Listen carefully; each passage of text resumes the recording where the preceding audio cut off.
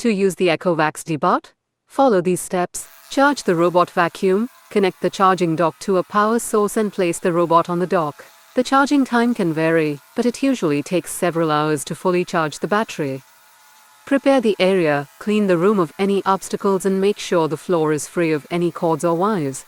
Turn on the DEEBOT, press the power button to turn on the vacuum. The device will make a beep to indicate it's on. Select a cleaning mode, depending on your needs. You can select from different cleaning modes such as Auto, Spot, Edge, or Max mode. Start the cleaning. Once you have selected the cleaning mode, press the Clean button to start the cleaning process. The DEEBOT will start moving around the room, sucking up dirt and debris as it goes. Monitor the cleaning process. You can monitor the progress of the cleaning by checking the robot's progress on the display screen or the mobile app, if the device is connected to Wi-Fi. And the cleaning. When the cleaning is complete, the DEEBOT will return to its charging dock automatically.